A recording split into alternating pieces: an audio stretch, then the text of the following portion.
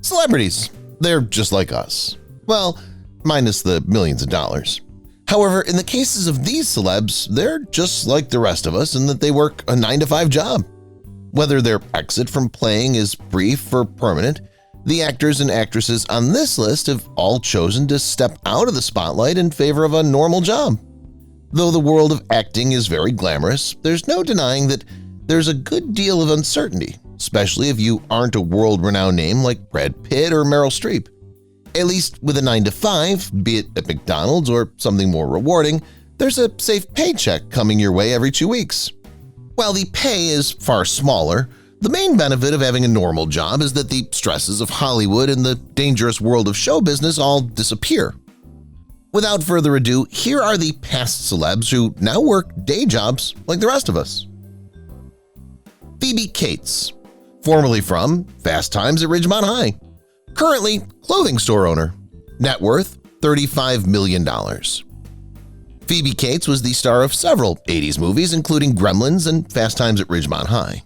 She stated later in an interview that she didn't truly love acting, nor did she like the business. She said she was only acting for the money. True to these words, today Kates works as a clothing store owner. She owns her store and small business called Blue Tree, which is located on Madison Avenue in New York City. Her company is privately owned, not like Levi Strauss or other big companies. Jeff Cohen, formerly from The Goonies, currently lawyer, net worth $4 million. Jeff Cohen was born in Los Angeles. From the 1980s to 1991, he worked as an actor in movies and TV shows. Among kids, he was best known for his part as Chunk in Steven Spielberg's The Goonies. Cohen stopped to focus on getting better at school. In 2000, he graduated from the UCLA School of Law with a JD. He became an industry lawyer in Los Angeles and used his ties in show business to get jobs. In 2002, he opened his own business called Cohen & Gardner. His work as a top executive in Hollywood was written about in Variety and Hollywood Reporter in 2008. Cohen has also written a book called The Dealmaker's 10 Commandments, which you can buy on Amazon. Peter Ostrom, formerly from Willy Wonka and the Chocolate Factory, currently large animal veterinarian, net worth $500,000. Peter Ostrom only had one main job to do. In the 1971 movie Willy Wonka and the Chocolate Factory, he played Charlie. Agents chose him for the part when he was 12 years old. After the movie was over, he didn't sign a 3-movie deal, and he wouldn't even talk about the part. Ostrom instead decided to focus on something else he loved, animals. As a child, he was always interested in horses, and he went to veterinary school. Having earned his degree at Cornell, he now works as a big animal vet in Lowville, New York. This is Ostrom's only other film role. It's in the documentary Role Model, Gene Wilder, which you can watch on YouTube. Julia Stiles, formerly from Save the Last Dance, currently philanthropist, net worth $8 million. Julia Stiles became famous as a teen actor in hit movies like Save the Last Dance and 10 Things I Hate About You in the late 1990s and early 2000s. It took her a few years to stop being in as many movies, but she did this on purpose. Stiles chose to concentrate on her charitable work. To avoid being in front of the camera, she began working closely with causes such as Amnesty International and Habitat for Humanity. After having a normal job for a few years, she went back to acting in Riviera in 2017. Bridget Fonda, formerly from Single White Female, currently actress, net worth $37 million. So it makes sense that Bridget Fonda would become an actress herself. She comes from a long line of actors. Fonda did well for herself. She was in a lot of hits such as Single White Female and It Could Happen to You. Fonda did have a lot of success, but she quit acting in 2002. Around the same time, Fonda married Danny Elfman, a musician who had worked with Tim Burton for a long time. This was a big reason why she chose to step away from the spotlight. Bridget's friends were shocked when they saw her for the first time in 12 years, looking very different. It's not clear what she does with her time these days. Jerry Ryan, formerly from Star Trek Voyager, currently occasionally acting and cooking, net worth $20 million. Star Trek Voyager is now a cult favorite, but in its early seasons it didn't get many viewers. To try to get more people to watch, the producers chose to add a new, interesting figure, and it worked. Nerds all over the world were hooked as soon as Jerry Ryan's 7 of 9 came out. Ryan played the part again in other movies in the series because she was so popular with fans. There are still times when Ryan acts, but not as often as she used to. Ryan owns a restaurant in Los Angeles called Ortolan and has worked as a chef at places like The House in her spare time. She loves to cook and calls herself a Francophile. Jonathan Taylor Thomas, formerly from Home Improvement, currently director. Net worth $18 million. For his part as Randy on Home Improvement, Jonathan Taylor Thomas became well known. He also did character work for the Disney movie The Lion King, which came out in 1994. He also did the character of Pinocchio in The Adventures of Pinocchio, which came out in 2012 from New Line Cinema. He stopped acting in 2006 but came back for a short time from 2013 to 2016. After he was done acting, he decided to go to school. In 2000, he graduated from a West Coast high school. After that, he went to Harvard and studied abroad in Scotland. He then got his degree in General Studies from Columbia. He's now a director, but you can still see him on the Fox show Last Man Standing. Jack Gleeson, formerly from Game of Thrones, currently college student and theater owner. Net worth $6 million. For the same reason as Peter Ostrom, Jack Gleeson only had one major part. The actor became famous all over the world for his role as Joffrey in the hit HBO show Game of Thrones, which ran from 2011 to 2014. In 2014, he stopped acting because he wanted to focus on school. He went to Trinity College in Dublin, Ireland, after leaving HBO. He also runs his theater group in Dublin, which is called Collapsing Horse. He started the business while he was still at Trinity. He was a part of the group DU Players with his co-owners. Gleeson has been seen on TV and films since he said he was retiring, so keep an eye on this place. Lacey Chabert, formerly Party of Five, net worth $4 million. Lacey Chabert, born in Purvis, Mississippi in 1982, rose to prominence as a talented child actor with a career that spanned both television and film. She first received broad notice for her part as Claudia Salinger in the famous TV series Party of Five.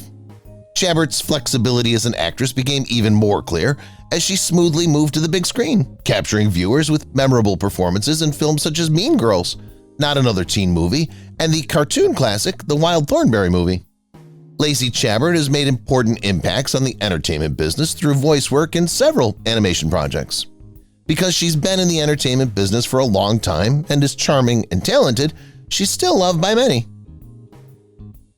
Andrew Shue, formerly from Melrose Place, currently website owner.